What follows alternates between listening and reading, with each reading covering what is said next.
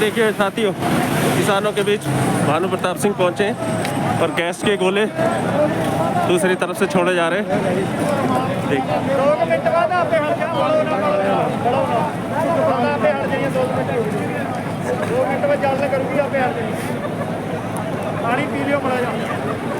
वो ट्रैक्टर तो लून पे है, अंदर भेजो वो लून जा ट्रैक्टर इसके पास है वो ट्रैक्टर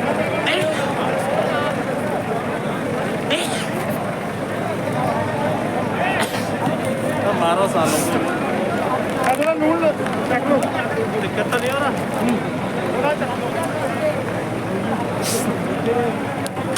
आंखों में क्या दिक्कत तो है।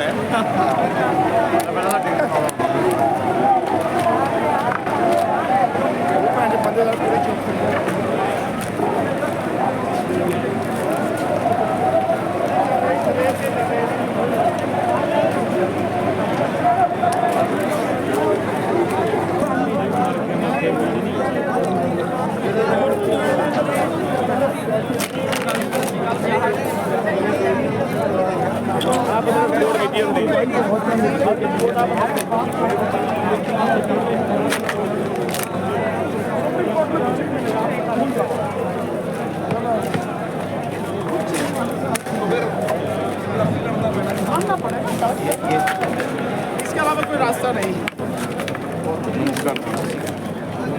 बढ़िया, आप कैसे हैं?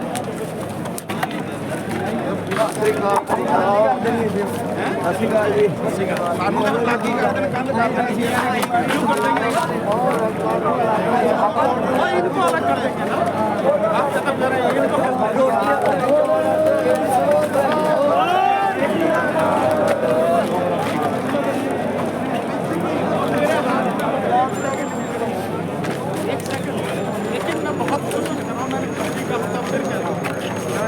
इस बार चुनाव आप ईवीएम मतदान बैठकर कह रहा हूँ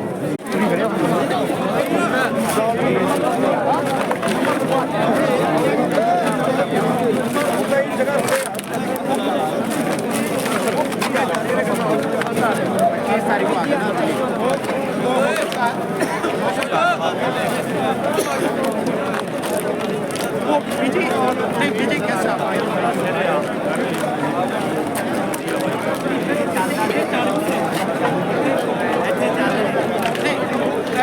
हुआ क्या है कि शुरू में पानी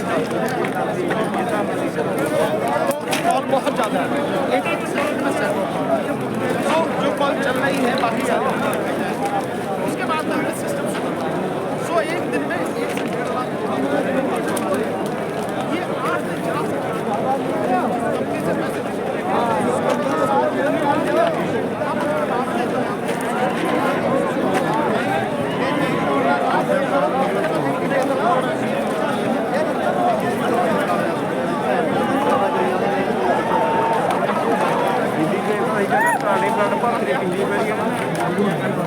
एक बात और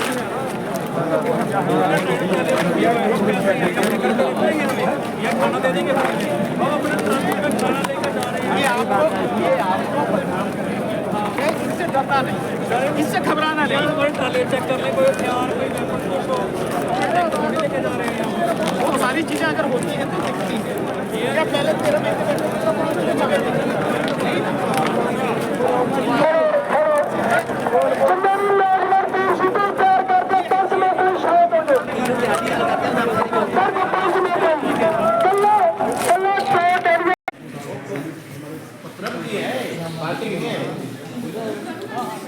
एक मिनट आ जाओ।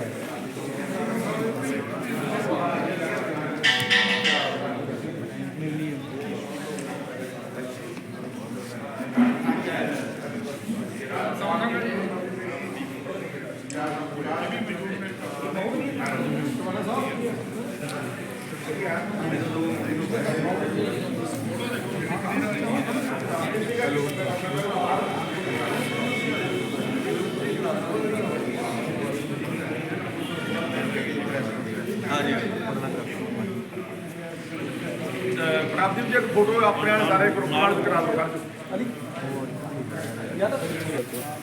ਥੋੜਾ ਜਗ੍ਹਾ ਕਰ ਲਓ ਆ ਜਾ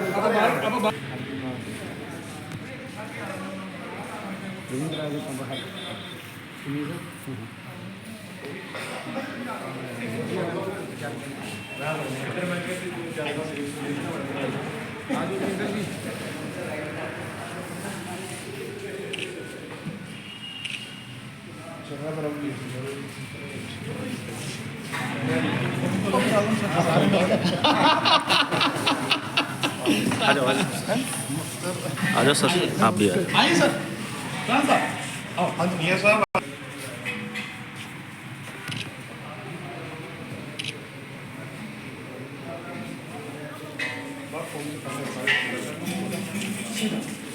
क्योंकि वो 3:30 बजे का वहाँ का वो चेंज कर दिया हमने ऐसे कर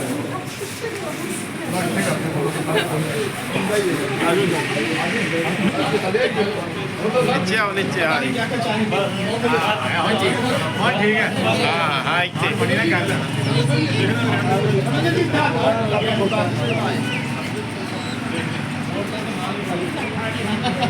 ठीक है बोलो। लेकिन मैं जानता हूँ आप इस आवाज को बहुत अच्छी तरह से उठाएंगे संस्कृत दो की निमोज का बोले सोनिहाल इनकलाब जिंदाबाद इनकलाब जिंदाबाद धन्यवाद आपका साइकिल करनी है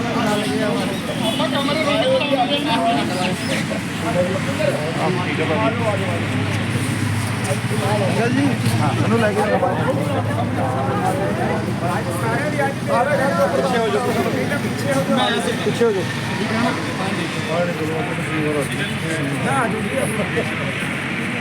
पीछे हो जाओ थोड़ा सा सारे आ रहे हैं कवर कर देंगे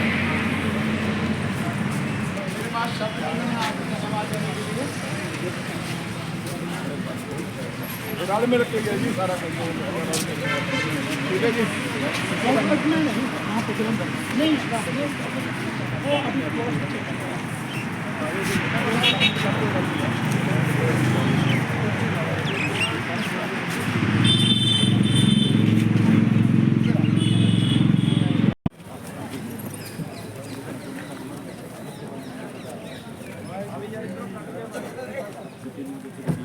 ये हमारे मोर्चा बनाया है उन्होंने ऐसे ही कल धारीवाल में था प्रोग्राम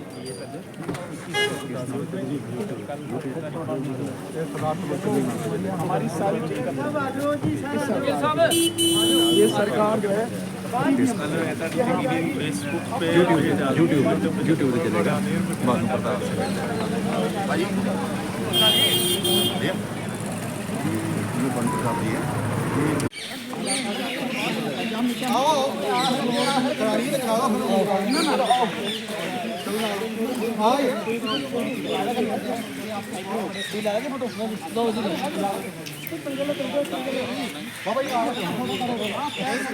एक मिनट खोलो खोल लो खोल जाएगा नालो फिर नाल दो आज थोड़ा आ जाओ थोड़ा इधर सामने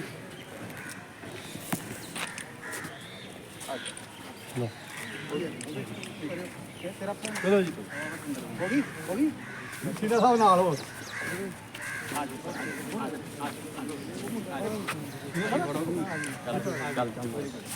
ठीक है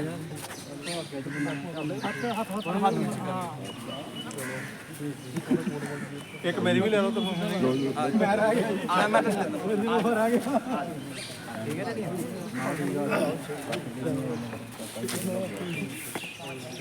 आ गए हाँ आ गए ठीक है हाँ ठीक है चलो चला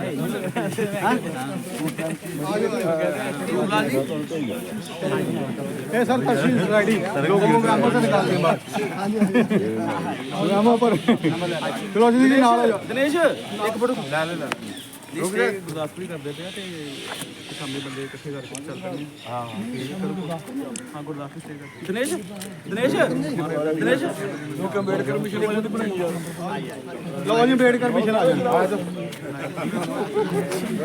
ਭਾਜੀ ਖੜੋ ਜੀ ਖੜੋ ਅੰਬੇਡਕਰ ਮਿਸ਼ਨ ਵਾਲੇ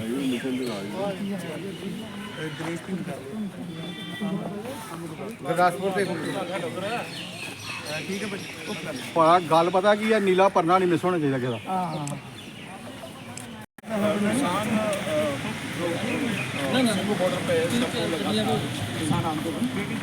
सबसे पहला जो है ना वो सोचा ही है दिल्ली से